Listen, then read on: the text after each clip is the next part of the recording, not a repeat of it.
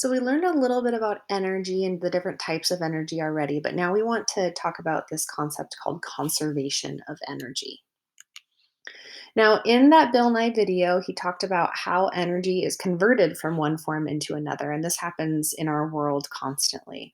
So, examples of this would be like if you eat an apple, right? That has chemical energy in its chemical bonds, and then your body can convert that energy into ATP to give you energy, and then you can then go out and ride your bike and have kinetic energy.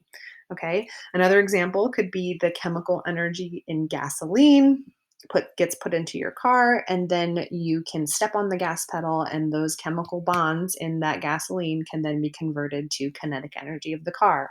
Or radiant energy from the sun can help make those different chemical reactions in photosynthesis to then have chemical stored energy in plants.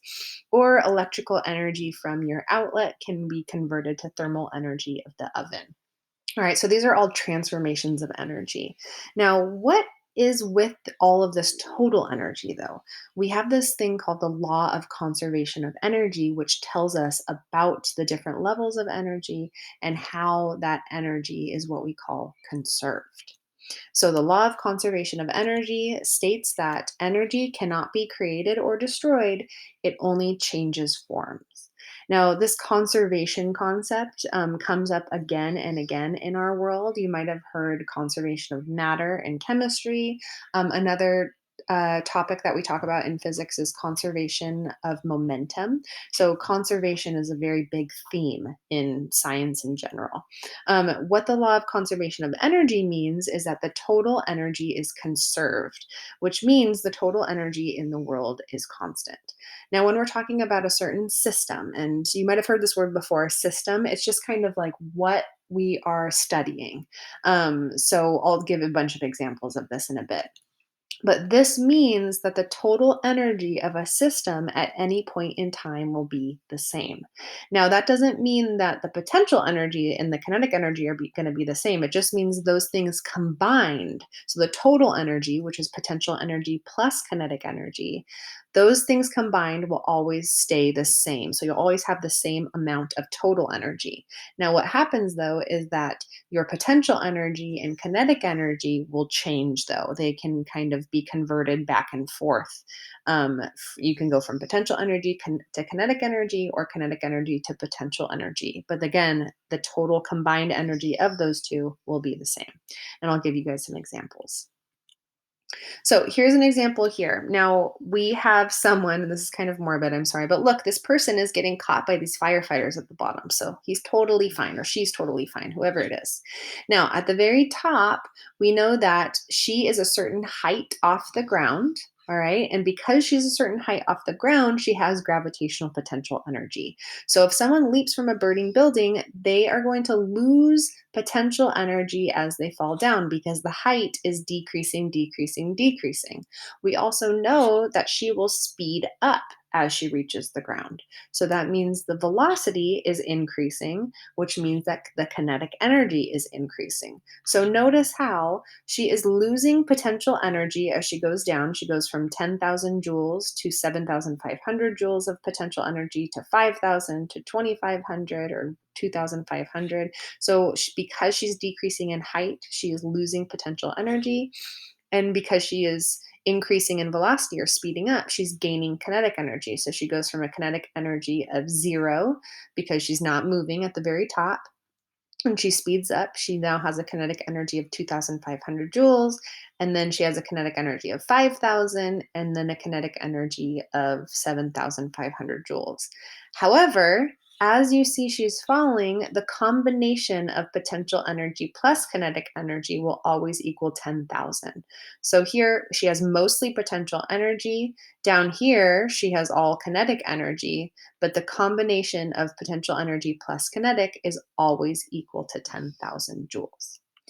Now, of course, this is like an ideal situation where there's no air resistance or anything like that. So in this travel, when she's traveling down in real life, there would be air resistance. Now, air resistance, friction, we call these non-conservative forces. And basically what happens to the energy that some people might say that they're taking away energy. Really, from conservation of energy, we know that energy cannot be created or destroyed. So what's happening is some of her energy is getting transferred into just heat energy and sound energy. So again, the total energy here is staying constant. Another example here is that we have a cannon with like a cannonball. Now, the chemical energy in the gunpowder and things like that can then be converted into kinetic energy because the cannonball then shoots out like this.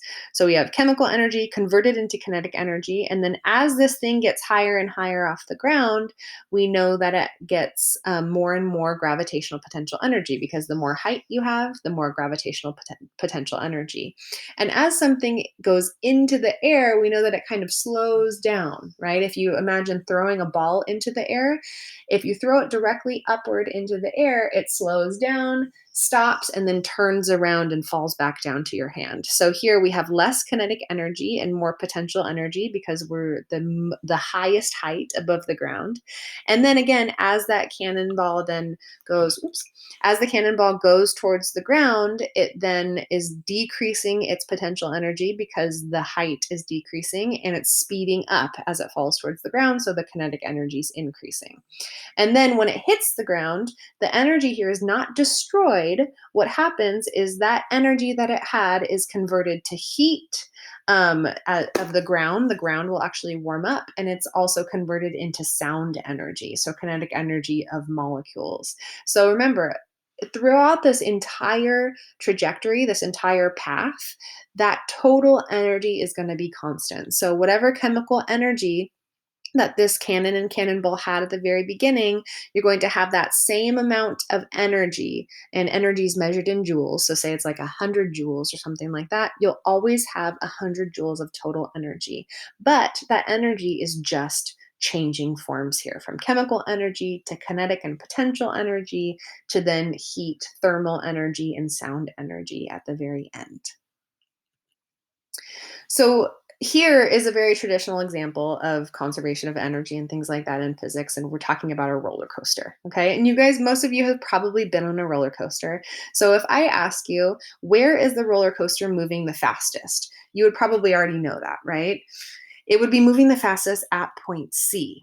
We know at the very top, that's kind of when you're cresting the hill and you're going slowly, slowly over the hill. And then as that roller coaster goes down, it gains speed, and you're going to be going the fastest at this point C right here. So since point C is where the roller coaster is moving the fastest, we know that kinetic energy has to do with motion. So the more speed that something has, the more kinetic energy it has. So that means that at point C as well is where we have the most kinetic energy. Now, if I asked you, where is the potential energy the greatest? Where would you think that would be? If you said point A, you are correct. Notice how point A is the highest height. Okay, so that has, since it's the highest height, we have the most gravitational potential energy. All right. So when you see something like this, make sure that you can find where that object has the most potential energy, where that object has the most kinetic energy and the most speed. All right. Now, again, throughout this whole path, if we have no friction involved, of course, if we have friction involved, then some of that energy will be converted to heat. But if there's no friction involved, the total energy remains constant. So say that there's all potential energy up here. Say we have, I don't know, 500 joules of potential energy up here. At the very bottom, if we called this a height of 0, then I would have 500 joules of kinetic energy right here. At point B or point D, I might have 250 joules of potential energy and 250 joules of kinetic energy. So notice how the amount of potential energy is changing and the amount of kinetic energy is changing, but the combination of the two throughout this motion is not actually changing. The total energy remains constant. Now, of course, some of that energy we say is, quote, lost, but it's not actually lost. It's just converted to thermal energy because of forces like friction and air resistance, right?